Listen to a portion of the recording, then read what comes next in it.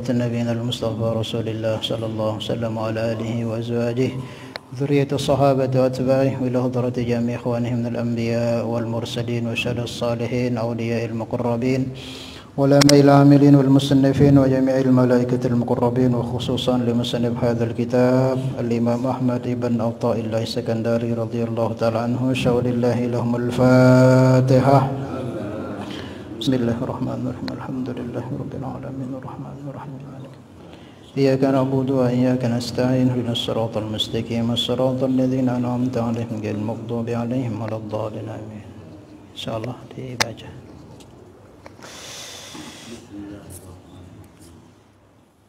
اللهم صل على سيدنا محمد وعلى آل سيدنا محمد. قال المؤلف رحمه الله تعالى ونفعنا به وبارك الكتاب الآمين. بسم الله الرحمن الرحيم. وانظر إلى قول. Nah, tidak usah itu.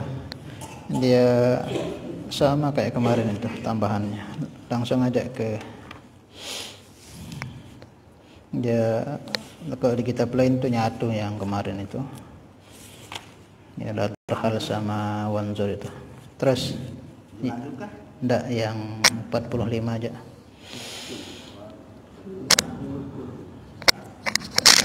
Ya, selanjutnya yang ke depannya. Bismillahirrahmanirrahim. La tashab man la yunhiluka haluhu wa la yadulluka ala Allah imma qaluh. خلاص. بسم الله الرحمن الرحيم. نوينا التعلم والتعليم تذكر التذكير نفع والانتفاع إفادة واستفادة وحتى على التمسك بكتاب الله وسنة نبيه والدلالة إلى الخير والدعاء إلى الهدى ابتغاء مرضاته ثوابه وقربه آمين. قال المؤلف رحمه الله تعالى عليه ونفعنا الله به وبعلومه في الدنيا والآخرة. Alhamdulillah jamaah, kita lanjutkan kajian kita kitab Al-Hikam Al-Athaiyah. InsyaAllah malam ini kita lanjutkan ke hikmah yang ke-45 di kitab yang disyarah oleh Tuan Guru Najib Susailah, yaitu yang baca dulu hikmahnya. Bismillahirrahmanirrahim. La tashab man la yunhiduka haluhu wala yadulluka 'ala Allahi maqaluhu. Ini hikmah ini mengarahkan atau kita diajak oleh pengarang musannif Imam Ahmad untuk mencari kawan atau juga mencari guru yang punya ciri-ciri atau kriteria seperti yang beliau sebutkan ini. Karena yang namanya teman ini pengaruhnya besar untuk kemaslahatan diri kita, baik urusan dunia kita atau urusan agama atau akhirat kita. Lebih-lebih urusan akhirat kita yang pasti kita akan datangi itu, yang sebenarnya atau sesungguhnya kehidupan. Maka perlu kita memiliki teman-teman yang betul-betul punya ciri-ciri seperti ini, atau guru pembimbing ataupun mursyid yang punya ciri-ciri seperti ini. Yang terjemah dulu. La tashab, janganlah kamu berkawan, berteman. Berkawan di sini maksud teman yang memang betul-betul kita jadikan teman yang apa istilahnya, bukan sekedar teman tapi teman yang mungkin kemana-mana kita selalu bersama dia, bahkan mungkin kita tidur atau kita ngobrol atau hari-hari sering dengan dia. Nah, orang-orang seperti itu harus kita pilih orangnya. Beda dengan kita bisnis atau usaha. Mungkin kalau usaha bisnis ya boleh dengan siapa saja, tapi kalau kawan yang betul-betul, nah, itu harus kita pilih. Itu enggak apa kita punya sedikit, tapi memang dia punya sifat-sifat yang luar biasa, itu lebih baik ketimbang banyak tapi enggak ada yang benar gitu. Paham ya? Nah, kalau partner bisnis ya siapa saja boleh. Nabi pun kalau usaha itu kadang beliau pernah berbisnis dengan orang Yahudi, orang kafir gitu. Tapi kalau bersahabat ya enggak, mesti beliau pilih sahabat-sahabat yang betul-betul. La tashab, janganlah kamu bersahabat atau berkawan, man orang, la yunhiduka, yang tidak membangkitkan untukmu, haluhu, keadaannya.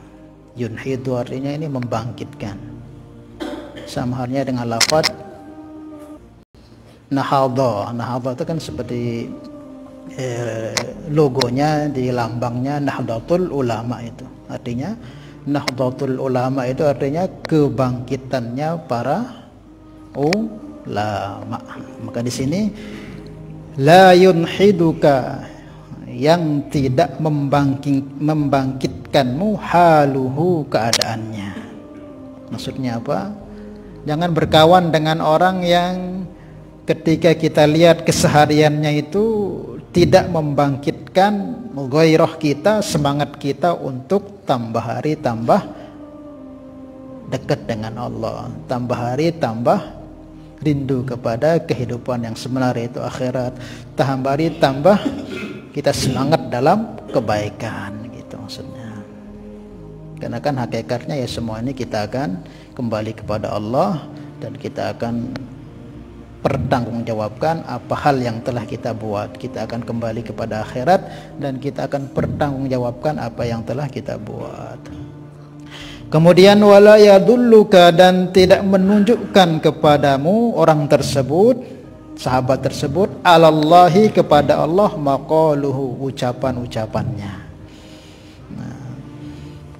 Yang kedua ini, jangan berkawan dengan orang-orang yang ucapannya itu, pembicaraannya itu, cakapnya itu tidak membuat kita itu tambah dekat dengan Allah, tidak dekat dengan perintah-perintah Allah Subhanahu wa taala. Nah, orang seperti itu juga ya jangan kita jadikan sahabat karib yang betul-betul hari-hari selalu bersama dia, jangan. Paham ya terjemahnya?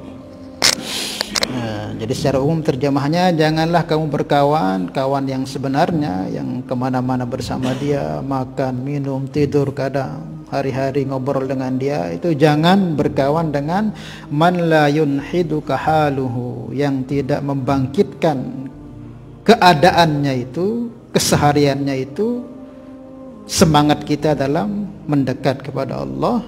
Kemudian wala yadulluka 'ala Allah, dan tidak menunjukkan kawan tersebut atas Allah, maqaluhu, setiap pembicaraannya atau ucapan-ucapannya, gitu.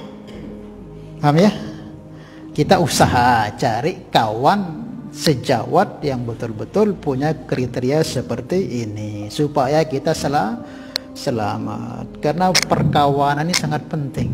Seperti sering tiang sampaikan itu, bahwa kelak pada hari kiamatku kita akan banyak sering tuntut dengan kawan kita sendiri, terutama yang dulu mengajak kita untuk usaha-usaha keduniaan, yang sampai asbab itu kita banyak meninggalkan perintah Allah. Nah, itu akan saling tuntut, saling bermusuhan kelak. Jelas disebutkan dalam Al-Quran, al-akhillau yawma idzin ba'duhum li ba'din illal muttaqin. Perkawanan, persahabatan, orang yang saling kasih mengasihi, kelak pada hari kiamat akan jadi musuh satu sama lain. Kecuali persahabatan yang didasari illal muttaqin, kecuali persahabatan yang didasari dengan ketakwaan, untuk sama saling gotong royong, kasih support, semangat untuk tambah hari tambah dekat dengan Allah, tambah persiapan untuk akhirat, tambah menuntut ilmu supaya paham agama. Ini yang akan selamat.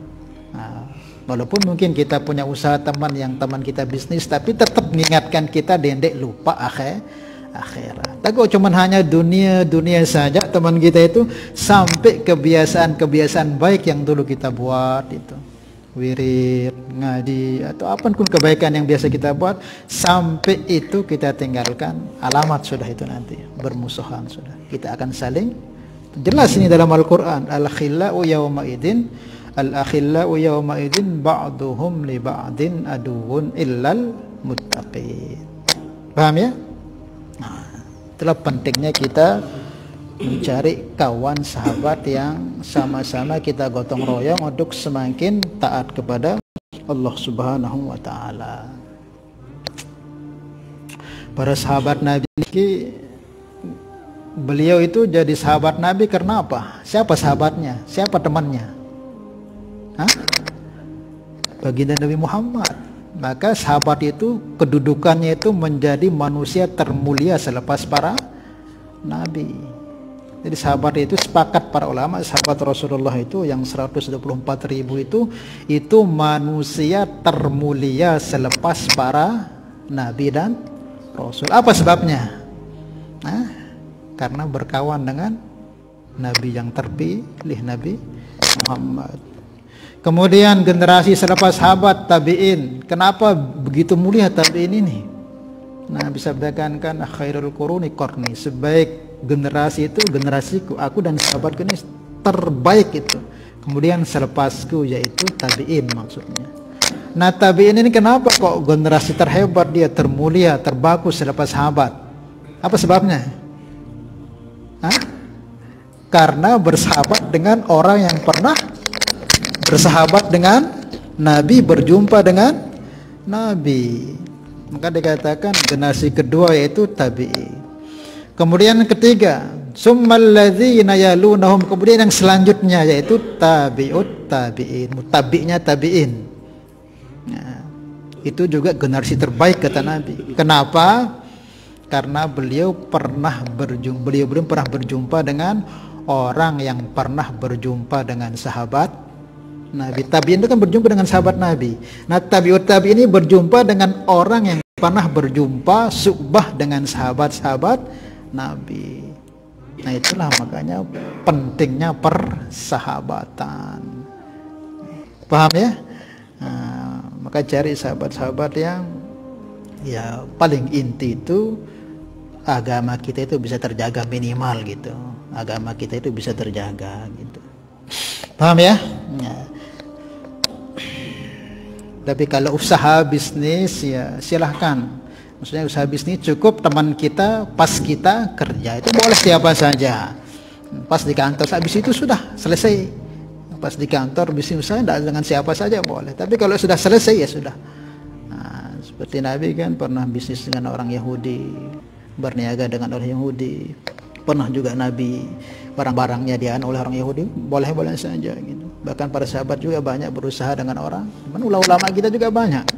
Nah, tapi kalau sahabat yang betul-betul ya, yang hari-hari dengan kita makan, minum, tidur, kadang kemana-mana sama dan kita tuh harus teman-teman yang betul-betul tidak merugikan terhadap akhirat kita atau agama kita, baru kita selamat beruntung. Insyaallah ya.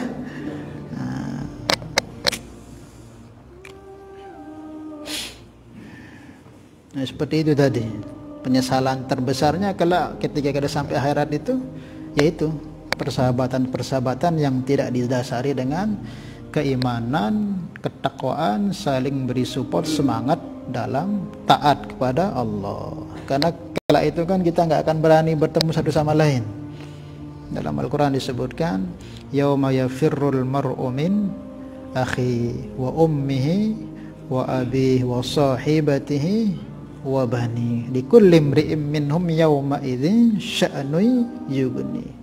Pada saat itu orang-orang sudah tidak lagi mau berani ketemu dengan dia punya anak, dia punya istri, dia punya orang tua, dia punya kawan, enggak mau sudah. Nah, karena apa? Khawatir nanti kebaikannya dihabisi, diambil sama orang-orang yang dulu pernah ya terzolimi atau haknya terambil oleh kita.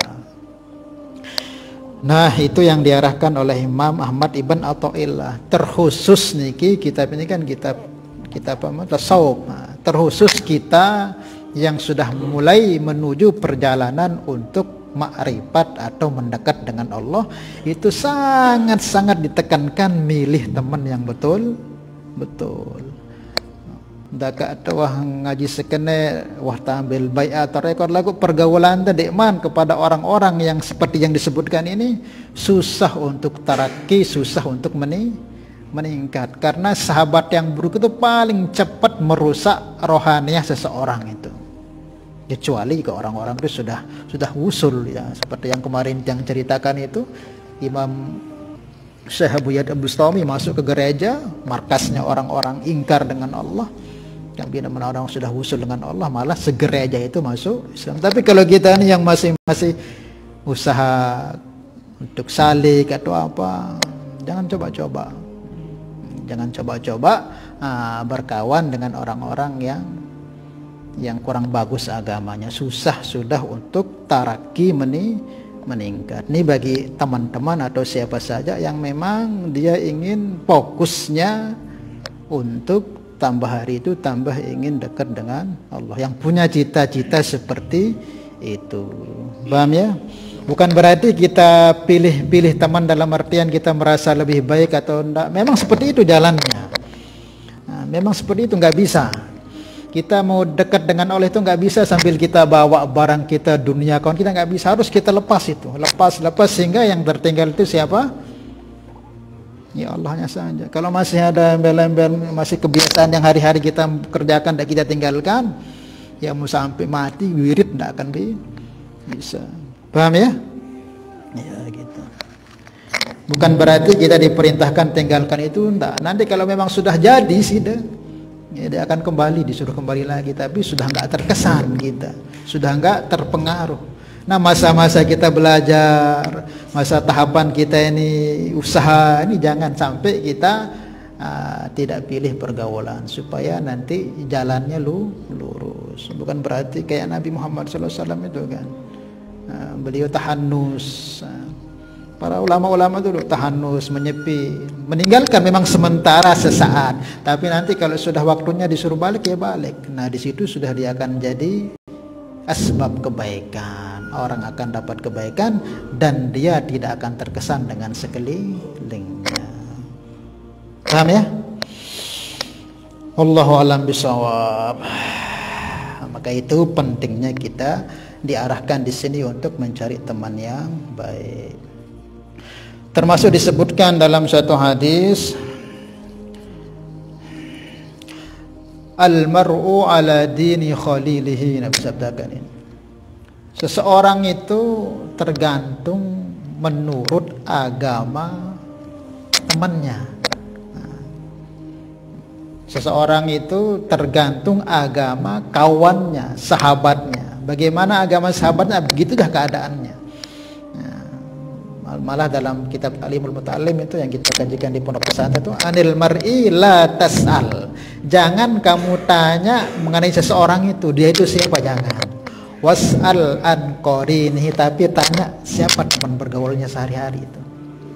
Jadi anil mar'i la tas'al, jangan kamu tanya ini orang ini gimana keadaannya ini, dia gimana ini orang, jangan tanya begitu. Kata dalam kitab Ta'limul Muta'allim, was'al an qarinihi, tanya siapa temannya itu. Kalau temannya itu orang-orang soleh, orang taat, berarti ini orang baik sudah gitu. Orang yang takwa, orang baik sudah. Tapi kalau kita tanya siapa temannya, lu sekenoa, berarti sudah seperti itu. Paham ya? Makanya agama orang itu bergantung agama temannya. Jadi seperti itu. Nggak bisa dipungkiri. Nggak bisa dipungkiri. Oh, saya kuat kok tahan diri bergaul dengan para preman. Oh, nggak kuat kamu. Nggak kuat. Model-model kita ini nggak kuat. Pasti akan terpengaruh dengan orang-orang yang seperti itu. Maka masa-masa kita, tahapan untuk tambah hari itu, tambah peningkatan rohaniah kita, dekat kita dengan Allah, kita lepas dulu. Bukan karena merasa paling suci, merasa paling hebat, enggak. Memang itu jalan suruh kita dilepas. Atau bukan karena kita benci, enggak. Itu tahapan. Kalau maupun bergaul ya seperlunya. Karena itu apa? Itu mengganggu nanti, mengganggu. Paham ya?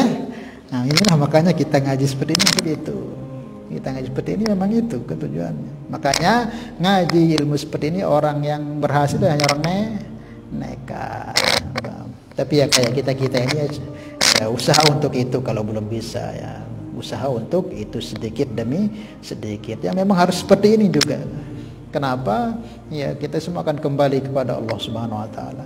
Dan semakin banyak pergaulan yang kita geluti itu sebenarnya semakin banyak permasalahan yang memusingkan kepala kita. Mau tidak pusing kita ini, maka kurangi pergaulan. Tidak akan kita dengar hal-hal yang lain-lain. Kenapa kita ini pengen ini, karena sehari-hari kita dengar itu, lihat sehingga kita pengen. Paham ya? Cukupnya saja, dan akan banyak juga nanti yang kita dengarkan daripada ucapan-ucapan yang akan merusak kita.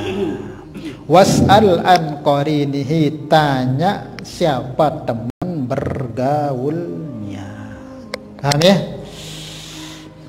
Hah? Nah, maka dalam kitab Al-Baijuri ini hasyiahnya disebutkan, ada ciri-ciri oleh Imam Al-Baijuri menyebutkan teman yang bagus itu gimana. Ini ciri-cirinya. Perlu juga kita cari punya teman itu. Siapa mereka? Man yahzanu bihuznik. Teman yang baik itu kita tahu itu apa? Yang ketika kita sedih itu dia ikut sedih kita. Kita susah sedih ya senang. Itu jangan itu. Teman yang baik itu siapa?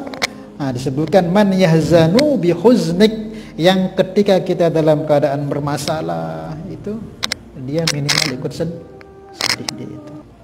Wa yafrahu bi farhatik, dan senang gembira kalau temannya itu gembira. Itu minimal teman yang kita cari gitu. Jangan cari kawan-kawan yang kita sedih dia gembira, di saat kita gerimba dia sedih. Seperti yang tadi di status itu yang buat itu apa? Nah, ada yang ingat itu. Sekarang ini kita berada di masa bahagia kita ini bisa menjadi masalah buat orang lain, dan masalah kita menjadi bahagia buat orang lain. Zaman sekarang ini kita bahagia, ada orang yang bermasalah dengan kebahagiaan kita itu. Di saat kita dalam keadaan masalah, dia berbahagia. Nah, jangan kita jadi seperti itu. Cari teman-teman yang memang ketika kita susah dia ikut susah, yang sebenarnya tapi bukan pencitraan. Dia nangis-nangis lagu. Memang betul, yang betul-betul mendoakan kita, yang minimal mendoakan kita ikut sedih. Jangan nampakkan rasa senang kita di hadapan saudara-saudara kita yang dalam keadaan ditimpa apapun masalah. Minimal kita doakan. Dan jangan juga kita nampakkan ketidaksukaan kita di saat orang diberi nikmat. Kalau orang senang, ikut senang. Itu bagian nanti nikmat itu akan menjadi berkahnya buat diri kita. Kebanyakan kita kan teman kita beli ini, kita yang teman kita beli kulkas, kita yang kedinginan. Teman kita beli kompor, kita yang kepanasan. Seperti itu. Gembiralah di saat teman kita dapat nikmat itu. Insya Allah dengan sebab gembira kita itu nanti keberkahan kebaikannya pasti akan kita dapatkan. Jangan kita biasakan menjadi orang-orang yang punya sifat dengki, iri, hasad. Karena kita nyimpen dengki, diri, hasadnya marak terjauh barakapi. Lamun tadean barakapi itu ngambil jadi buat itu potong, lepas wah itu. Orang punya dengki dan dendam iri ini ibarat dengki ini kan merusak ini kayak bara api. Lamun aral itu wah lepas wah senang wah dengan apa yang diberikan orang, nggak usah iri dengki. Lalu muntah adean ya diri hancur sifat dengki hasad kita itu. Paham ya? Makanya orang yang diberi nikmat itu orang memang sudah ditentukan oleh Allah. Nggak perlu kita dengki hasad itu, seolah-olah kita itu ya tidak ridha dengan setiap apa yang telah ditetapkan oleh Allah Subhanahu wa ta'ala. Paham ya? Ya. Nah, itu saja yang dijelaskan di sini oleh Imam Muhammad bin Athaillah. La tazhab man la yunhidhuka haluhu. Jangan kamu bersahabat dengan orang yang tidak membangkitkan keadaannya ini. Kesehariannya itu kesemangatkan kita dalam taat kepada Allah. Wala yadulluka 'ala Allahi ma qaluhu, dan tidak menunjukkan kepada kita kepada Allah setiap ucapan-ucapan mereka tersebut. Jadi kita cari kawan-kawan yang kesehariannya itu minimal ya kita tidak ingin maksiat melihatnya itu. Kadang ada orang itu kalau kita ngelihat itu lalai, pengen kita maksiat. Kita cari orang itu minimal kalau kita lihat itu adalah sedikit itu kita tergairah untuk ingin jadi baik gitu. Makanya gimana caranya kita minta kepada Allah Subhanahu wa taala. Dan carilah kawan yang bicaranya itu minimal ya menginginkan kita itu untuk tidak bermaksiat. Kalau nggak bisa ningkat ibadah kita, tidak ngajak kita untuk ngomong maksiat. Nah, kalau zaman sekarang jangan lagi kita cari orang yang omongannya mengangkat kita dekat-dekat, jarang sudah itu. Minimal sekarang ini berkawan dengan orang itu tidak membawa kita maksiat. Kalau kita sekarang ini apa? Kan rata-rata lah kita ngobrol apa sih terusan? Hah? Amin apa terus? Si Pulano ya doang kan. Waalaikumsalam. Maka minimal ya jangan kita cari kawan kalau memang berat kita cari orang yang kita dengar kita meningkat iman amal kita, minimal jatuh ke dalam kemaksiatan bersahabat dengan ini pun sudah jarang, itu jarang. Nah, maka kita usahakan seperti itu. Maka caranya kalau memang kita belum punya seperti itu, lebih baik ya kita ya jaga, ya asingkan diri kita kalau memang mau selamat.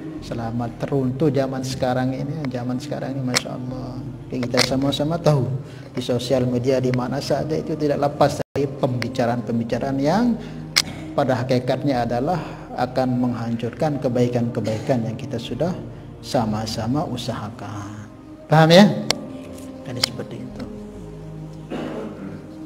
Seorang sahabat Nabi, kalau enggak Sayyidina Abdullah bin Mas'ud atau Abdullah bin Abbas, beliau mengatakan, pernah saya bertanya kepada Rasulullah sallallahu alaihi wasallam mengenai teman duduk, ayu julasauna khair ya Rasulullah.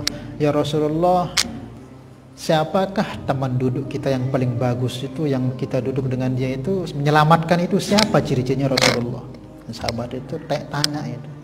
Coba beritahukan Rasulullah, mungkin dengan Tuhan ini kita nggak lama, mungkin Tuhan bisa meninggal. Nah nanti kan kalau sama Tuhan insya Allah kita sudah selamat sudah dengan Tuhan, kan Tuhan ini Nabi. Tapi kalau Tuhan wafat ini nanti siapa teman duduk kami yang baik itu sehingga kami juga selamat selepas pergian engkau itu. Maka Rasulullah SAW sabdakan, man zakartallaha ru'yatahu. Nah, yang pertama ini ciri-cirinya ini. Man orang zakartallah, kamu ingat kepada Allah, ru'yatahu tatkala kamu melihatnya. Buruk terseriuk doa mau ingat terjawab Allah. Masih ada deh warna kan zaman kan ada deh. Ada doa deh. Nah, mesti ada hilang orang-orang seperti itu sampai kapan mesti ada.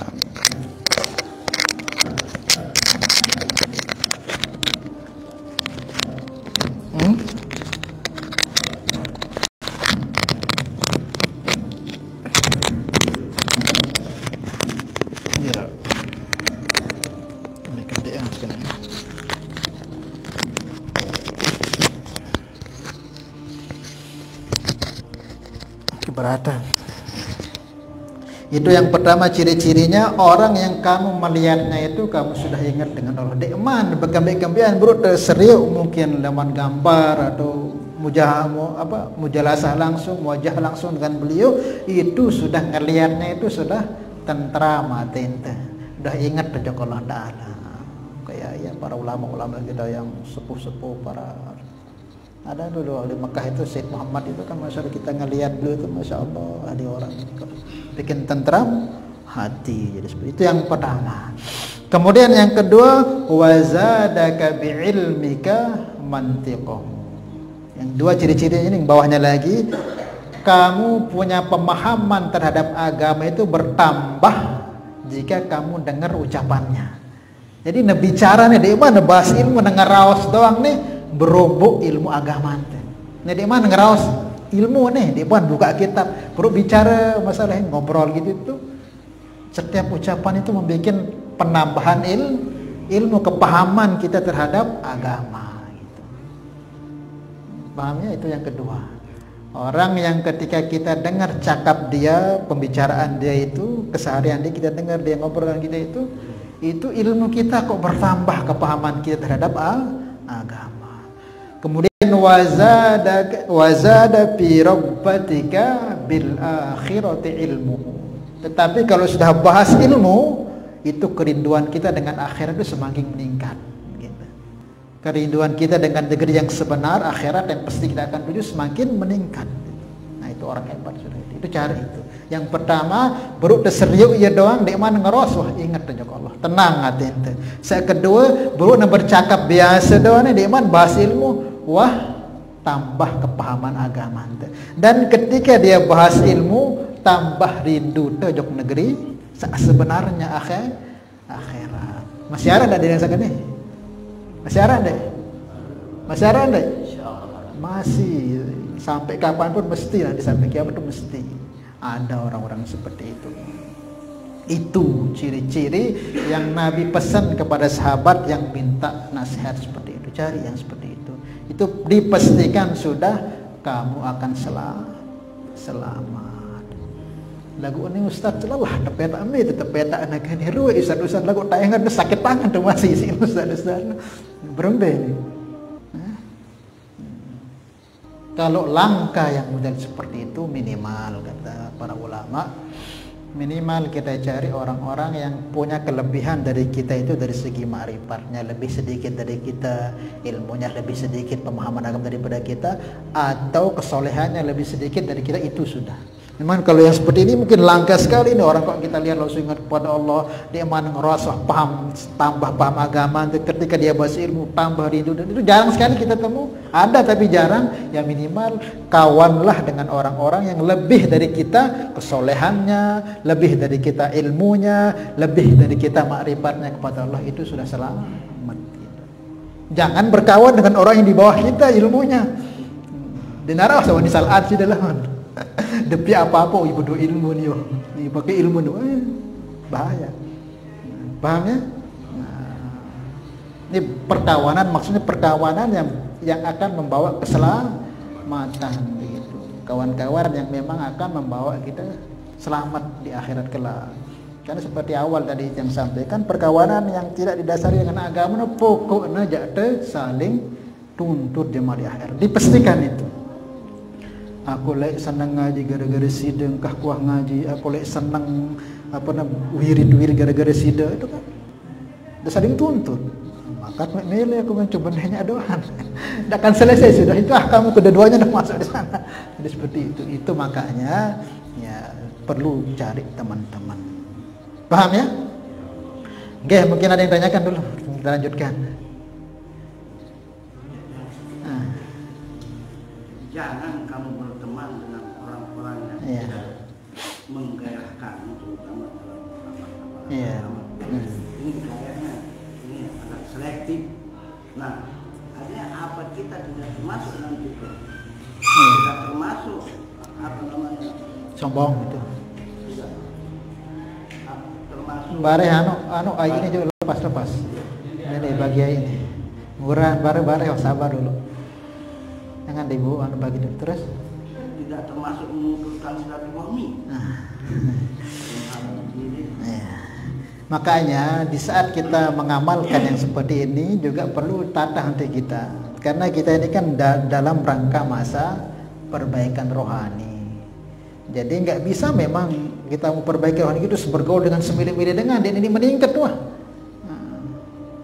Ngambil pun sudah wirid masih bergaul dengan sengen ini nambah. Ini makanya bagi orang-orang yang betul-betul ingin berjalan dekat dengan Allah, maka tata hati kita, saya tidak bergaul dengan dia bukan saya merasa baik atau indah, ini memang tahapan untuk seperti itu memang nggak bisa kita.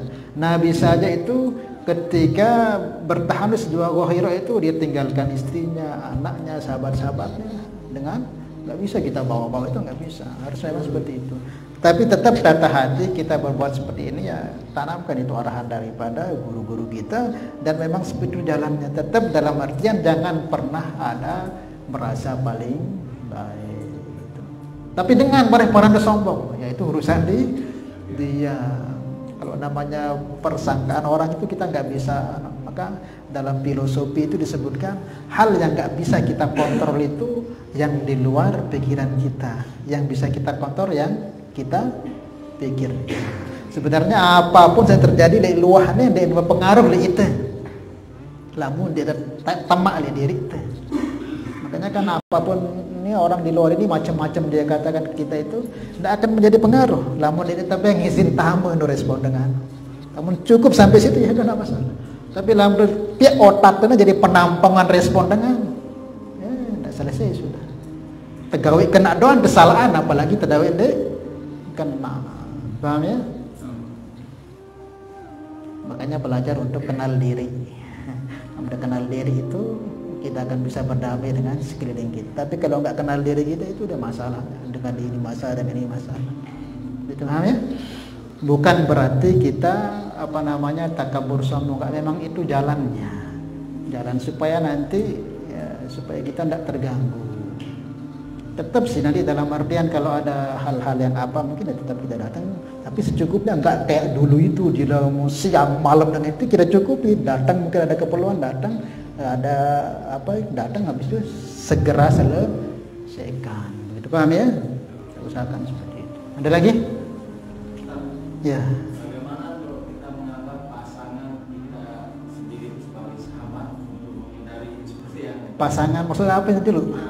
Oh, senina. Bagaimana menjadikan pasangan itu istri itu sebagai sahabat? Sangat bagus. Jadi istri itu jangan kita jadikan hanya sekedar istri, tapi jadikan sahabat. Anak istri itu jadikan sahabat juga. Di samping dia istri sahabat. Dalam artian kan ada sebagian orang itu akrab dengan sahabatnya, pokoknya habis-habisan di mikroman, wah lagu dengan senina perekengan. Perhatian dengan sahabat lagu dengan senina ya, perhatian. Lebih pentingkan sahabat. Maka jadikan istri anak kita jadi sahabat kita. Sebagaimana kita akrab dengan sahabat kita, itulah akrab kita dengan anak istri kita. Kenapa? Kalau nggak gitu nanti istri anak kita ini kalau ada masalah dia akan curhat ke orang lain jadinya. Karena kita nggak akrab. Dia akan curhat istri kita ke HP, nanti tulis di sosial media begini. Anak ini curhat ke temannya. Kenapa? Ya, karena kita hanya sebatas jadikan dia itu sebagai kawan kita, sehingga apa masalah istri kita, anak kita itu curhatnya ke kita sebagai orang nanti akrab, jadi sahabat, jadi paham ya? Sangat ditekankan itu oleh para ulama kita, jadikan orang-orang terdekat kita jadi sahabat kita, terutama istri dan anak kita, sehingga kita dekat dengan dia itu nggak ada jarak gitu. Jangan dia malah di luarnya kita akrab, sampai rumah dengan istri nyebong. Ini namanya nggak pas. Ada lagi? Paham lagi? Boleh kita sharingkan seorang muslim, orang apabila kalamnya itu bisa kita dekat dengan Allah dan ehwannya itu bisa kita ingat dengan Allah, itu boleh. Jadikan mursyid. Boleh orang seperti itu, boleh. Cuman mursyid itu kan dulu pernah ada yang dia ada ciri-ciri yang hakiki tadi. Minimal kan ada 5 ciri mursyid itu. Ini yang hakiki nih, bukan pengaku-pengaku mursyid. Ada 5 ciri mursyid. Harus kita ketahui kalau kita mau ambil thariqah supaya selamat. Yang pertama, ayyakuna wasilan billah. Dia itu memang sudah sampai kepada Allah. Bagaimana mursyid yang belum sampai mengajak orang untuk sampai kepada Allah? Pertama, dia memang orang sudah wasilin, memang orang sedekat, sehingga dia mudah membimbing. Nanti ada hambatan, ada apa gangguan, oh kamu begini, oh kamu tetap dulu, kamu harus meninggal gini. Yang kedua, arifan billah, dia harus kenal dengan Allah. Maknanya dia paham ilmu akidah tauhid sifat 20, dia paham, ngerti gitu ilmu akidah, dasar-dasar ilmu akidah itu. Kemudian aliman bi qawaidis syariah, paham ilmu syariat, paham fikih, tahu tata cara ibadah, munakahah, jual beli apa. Jangan nanti banyak dari mursyid-mursyid yang enggak jelas itu, dia hanya jol-jolan wirid. Nah, kalau dia tahu apa muamalah murid-murid, ternyata muridnya masih riba, masih putus hubungan, masih ngene-ngene, itu 1000 kali kamu wirid tidak akan bisa. Paham ya? Nah, harus di mursyid itu ngerti ilmu syariat. Kemudian yang keempat, aliman bi ahwadil qulub, dia ngerti masalah hati, tahu kamu ini penyakitmu begini, kamu harus begini. Oh kamu ini, kan setiap murid itu punya penyakit masing-masing. Ada orang kuat wiridnya, lagu iya mudah gedekan, oh kamu begini. Arahnya dia mudah gedekan, lagu itu dah pelit-pelitan. Ada macam-macam model-model seperti itu. Nanti akan ditahu ini, oh kamu obatnya. Kadang setiap orang itu punya penghambat-penghambat dia untuk, termasuk ilmu ini. Termasuk ilmu ini penghambat ini. Dulu Imam Al-Ghazali itu, beliau alim, hujjatul Islam, tapi merasa kosong. Merasa kosong, apa kurang dari aku, kok hampa, padahal beliau fatwa apa saja dijawab. Maka datang coba-coba berguru, dan beliau penentang tasawuf itu Imam Ghazali ini, sebelum menghalangi Ihya itu. Tapi beliau diingatkan, coba kamu pergi ke, ada guru di pelosok kampung itu datang, mana mau. Tapi ingin, lama-lama ingin coba supaya mungkin ada hal yang saya dapatkan yang baru. Beliau datang, ternyata sebenarnya Ghazali diingatkan, kamu ini sudah punya derajat tinggi di sisi Allah, cuman penghalangnya satu apa? Ilmumu itu sudah kan. Ilmumu itu, pokoknya tahu doang jawab apa permasalahan, itu yang menghalangi kamu. Nah, beliau Abu Bakar itu tahu di tempat lain kitab-kitabnya uzlah, sehingga menjadi termasuk tokoh ulama yang panutan kita dalam tazkiyatun nufus. Itu yang ketiga apa tadi? Aliman bi ahwalil qulub. Kemudian yang terakhir yang sangat penting, ayyakuna ba'duna no irsyadan min syaikhihi. Iya wa ara izin leman guru dia napes mentang-mentang kumpulan dengan mah tapi grup tarekat enggak.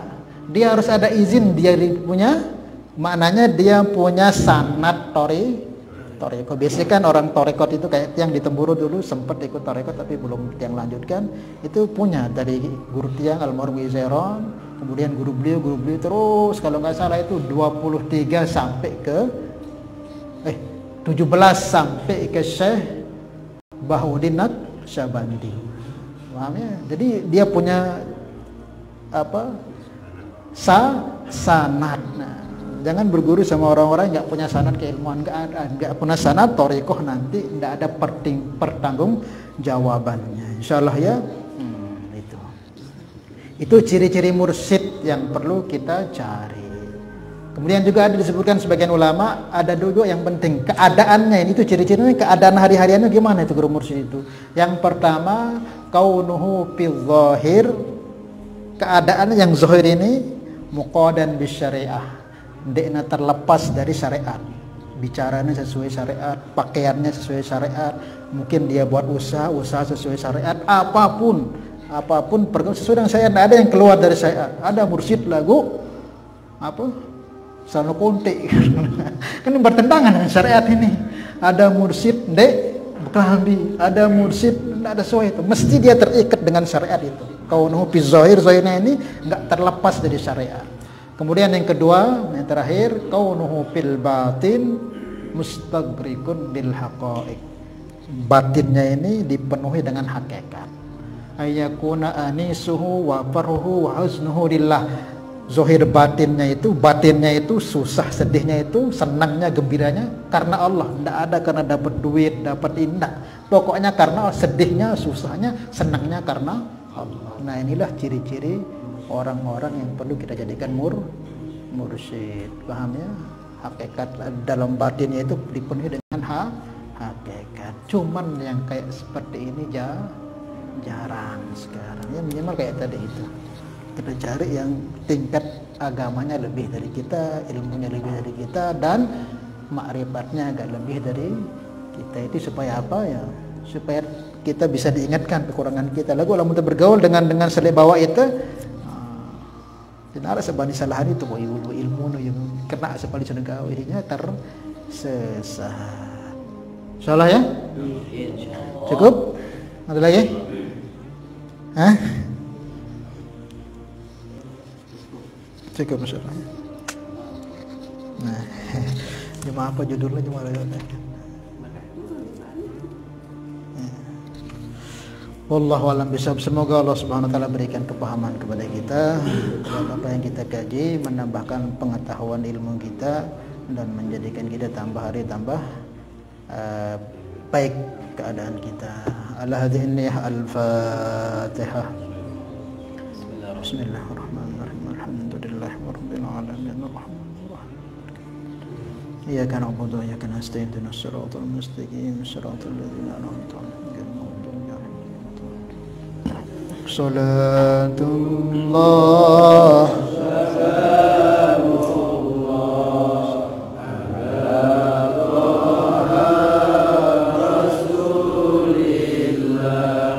صلاة الله سلام الله على ياسين حبيب الله توسلنا ببسم الله وبالهادي رسول الله وكل مجاهد لله